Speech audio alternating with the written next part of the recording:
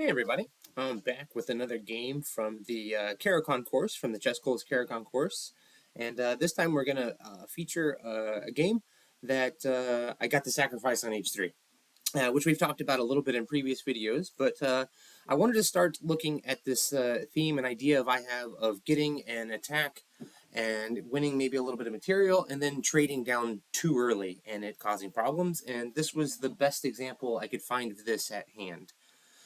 So in this game, white has just played c4, and which is the first move that's not covered in the course. It does look like a pretty normal move.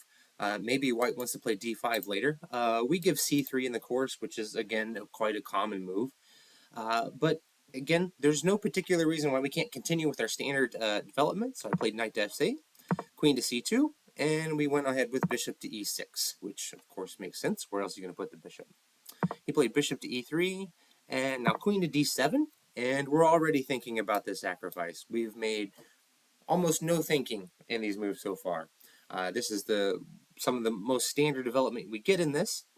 And so white played rook to d1, which is actually quite terrible, because in the sacrifice that follows, he needs this square for the queen, so that he can defend the knight and free the bishop up to come back. So if instead we look at rook f to e1, the sacrifice is still possible, but it's a little dicey. Honestly, it's probably the best move here is just to play knight to g6 and then wait and see what white does. For example, if they make a move like rook to d1, which feels pretty natural, that again blocks that retreat square that he needs, and the sacrifice would be on again. But you still can sacrifice, and there's some interesting lines here. So we go ahead and take, we play bishop takes, we queen g3, he has to play queen d1, as we stated, to defend the knight, and then this bishop is going to come back. And here, the best we can really guarantee ourselves is a draw. You can try to play for more, but the best is probably to go queen to g4, and he should come here, and we give this check, and then we're going to go, if he tries to avoid the avoid the draw by coming to king e2, we're going to crush him. Really quickly, we will just go rook takes, and then this bishop comes out, stopping this retreating square, which is quite nice. And he can try to kick our rook. There's not a lot of great moves he can make, and we're just going to play rook to e1. And he's got to block with the bishop, only move, and we come back with the queen, and we're going to pick this piece up. He can maybe go back to knight to d2, and no problem. We'll just go f5, we're going to get our piece back, we have a huge attack, everything's wonderful. Instead, if you want to not give the chance for a draw, which I actually think that you should go through and give at least one repetition with queen g4 if you're going to do this, just in case they try to avoid it and do crazy things, because you don't actually give up how to follow here otherwise. But g5 is the way to go to try to create something, although this is quite risky because we're ever so slightly worse now. We are down a whole piece, and if white plays correctly, which is honestly quite hard to do for both sides, you can still get a pretty good position. So a line I was looking at was g5, drops the bishop back. We have to move our queen, and they get the bishop in front. And it already looks like that they've got a pretty good mass of pieces in front of the king, and it's not clear at all how exactly we're going to kick those out of the way. We start with g4. We're going to kick the knight. And honestly, the best thing that white can do here is to give the knight back. It gives the knight back, and then we're technically up a pawn, but our own king is exposed. White has the bishop pair. Things are going to be safe for him. So giving the knight back is the best thing. But if they choose not to give the knight back, say move the knight out of the way, it's game on. We play f4, and our idea is to shove this guy out of the way, and then place a pawn on f3, and then lift the rooks, and deliver a checkmate. This is our idea. One move that's technically not that great, but it's super computer aligned to try to refute this, is to play f4. And this is better for us. We go knight g6, and if he plays knight to f1, we can take on f4. It's not a good way for him to defend it. He can't move the rook over because we're going to capture here. And we are better. This is actually quite a good thing for us, but some of the lines get ridiculous. So maybe play around with this with an engine if you want to. But this is one way. But knight to f1 is pretty natural. The idea being that he wants to make sure that there's never a sacrifice possible with a checkmate to follow. So he has another piece here. Maybe he wants to bring it out. Excuse me. Maybe he wants to bring it out here. Who knows? We go ahead and push forward, kicks the bishop, and we push forward again, and we shove this bishop back. Now we have a simple game plan.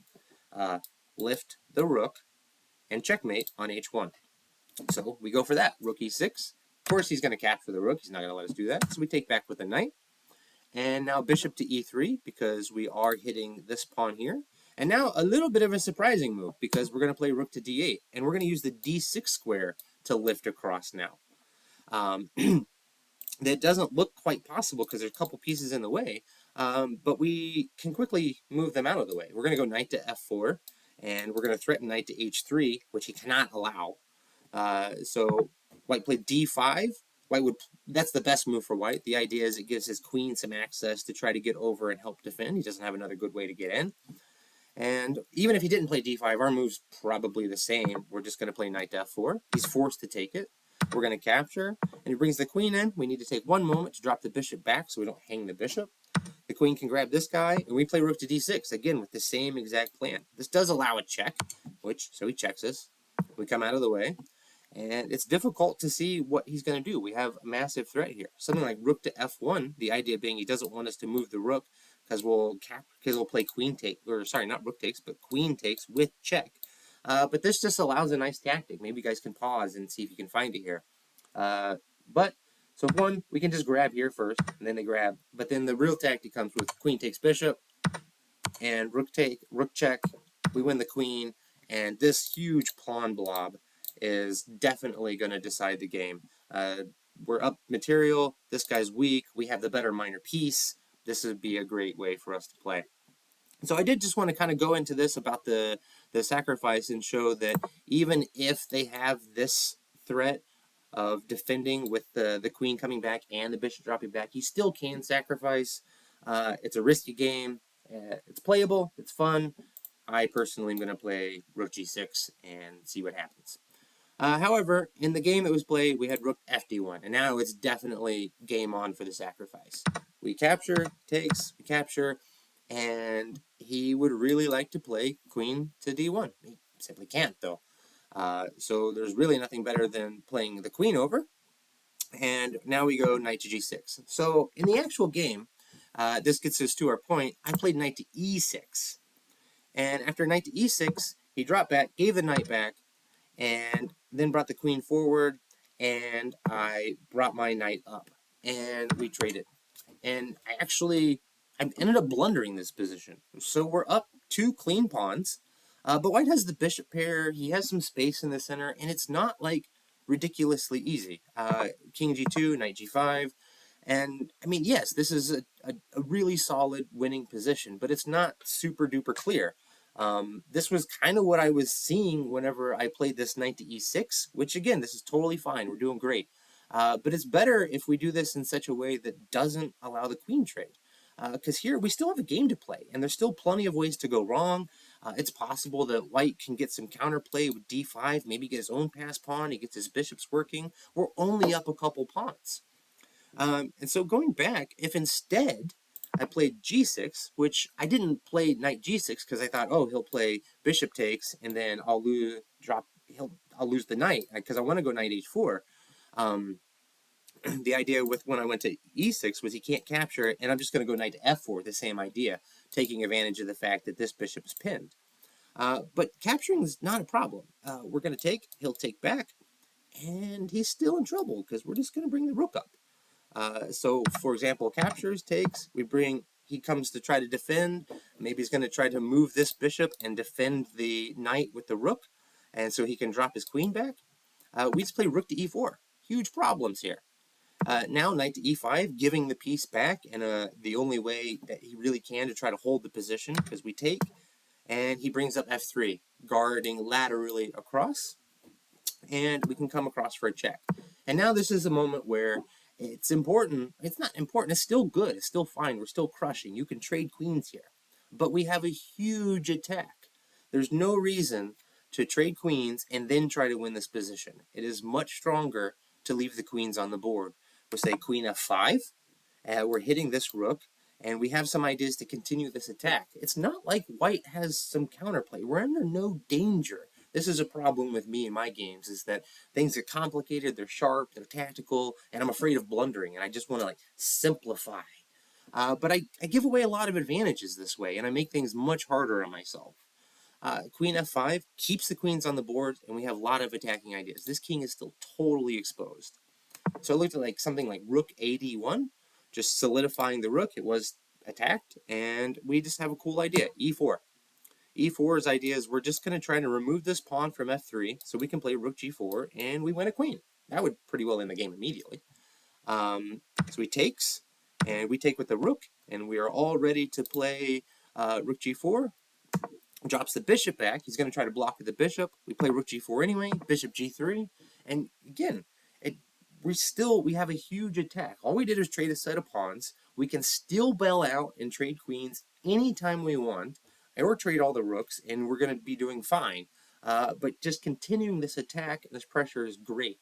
We go queen to g5, and we're threatening to win a piece already. It's really difficult to see how you're going to not just lose the piece. The king comes up to defend, and we just bring the other rook in. Again, white has 0 threats. He's under tremendous pressure. There's nothing that he can do. So rook to d1. We had some threats of, if he didn't play rook to d2, sorry, not rook d1, we have this idea of captures, the rook takes, and then the queen comes up, and then we would have this rook check, and that leads to a mate. Again, in this position, though, honestly, when it comes to liquidating, if we could remove all of the pieces and go down to a pawn ending, this would be ridiculously easy. So we have that in our cards now. Whereas before, in this other line where I traded queens, I just traded queens. I didn't trade anything else. And with leaving all of those other pieces on the board, it gave chances for white to fight back. But in this position, when we potentially trade everything, there's going to be no chances to fight back. The game's actually doesn't ever going to get to that point. We're going to win way sooner than that. Bishop takes g3. The rook must take. We take again. And he's got a problem because when he defended the e2 square, he ceased defending the rook. So he captures back, and we just grab this guy. And now we're up a clean rook. And probably mating and almost really fast. We actually, it's hard to believe. I believe we probably have a mate here, even with rook to h4. Say rook h4 tries to block. We can go queen to f4. If he tries to block again, we can grab this guy with check, and it's hard not to find a mate here somewhere. Yeah, it's really not even clear. I mean, if he blocks this way, maybe we can just go back, and when he blocks here, we'll bring in the other rook or something. But it was easy enough here just to be up a clean rook, and we're probably going to win the queen soon anyway. This is a massive attack. So there are kind of two big key takeaways that I wanted to go over in this game. One was be aware that when the rook is on e1, that white has this defensive resource, and if the queen does not have access to d1, your sacrifice is super powerful, and you're going to be doing fantastic. Additionally, also, if the bishop doesn't have access to f1, he needs both of these defensive resources to really hold, which is why the sacrifice works really well. And then after e1, just noting, sorry, not there, but here, the sacrifice is still possible. You have these g5 lines, and you do have a draw in the hand, because if they try to avoid the draw, we can murder them. Anyhow, I hope this was instructive and fun and interesting for you. And if you want to try to get these kinds of positions in your game, check out the ChessGoals course. There's a description or a link in the description. And thanks a lot, guys. I wish you the best. Bye-bye.